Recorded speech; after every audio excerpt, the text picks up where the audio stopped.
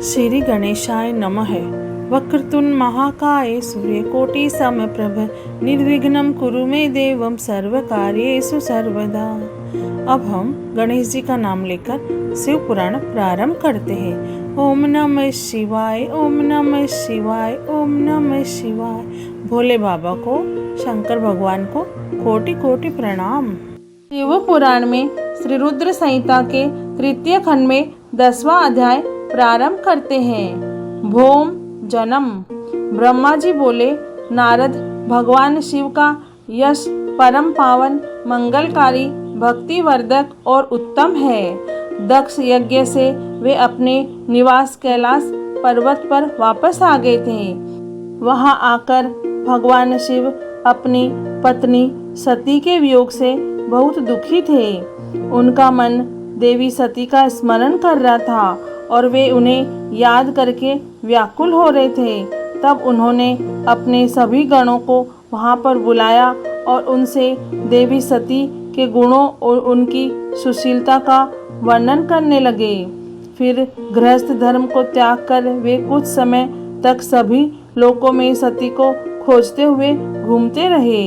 इसके बाद वापस कैलाश पर्वत पर आ गए, क्योंकि उन्हें कहीं भी सती का दर्शन नहीं हो सका था। तब अपने मन को एकाग्र करके वे समाधि में बैठ गए। भगवान शिव इसी प्रकार बहुत लंबे समय तक समाधि लगाकर बैठे रहे। असंख्य वर्ष बीत गए। समाधि के परिश्रम के कारण उनके मस्तक से पसीने की बूंद पृथ्वी पर गिरी और वह बूंद एक शिशु में परिवर्तित हो गई। उस बालक का रंग लाल था, उसकी 4 भुजाएं थी, उसका रूप मनोहर था। वह बालक दिव्य तेज से संपन्न अनोखी शोभा पा रहा था। वह प्रकट होते ही रोने लगा। उसे देखकर संसारी मनुष्यों की भांति शिवजी उसके पालन पोषण का विचार करके व्याकुल हो गए। उसी समय डरी हुई एक सुंदर स्त्री वहां आई। उसने उस बालक को अपनी गोद में उठा लिया और उसका मुख चूमने लगी। तब उन्होंने उसे दूध पिलाकर उस बालक के रोने को शांत किया। फिर वह उसे खिलाने लगी। वह स्त्री और कोई नहीं, स्वयं पृथ्वी माता थी।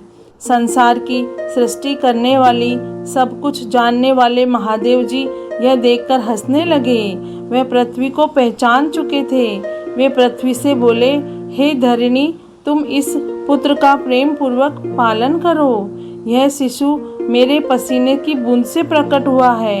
हे वसुधा, यद्यपि यह बालक मेरी पसीने से उत्पन्न हुआ है, परंतु इस जगत में यह तुम्हारे ही पुत्र के रूप में जाना जाएगा।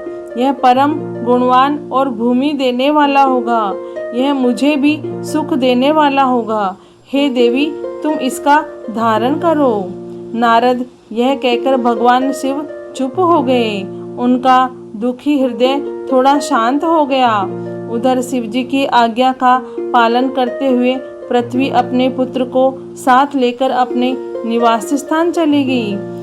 बड़ा होकर यह बालक भौम नाम से प्रसिद्ध हुआ।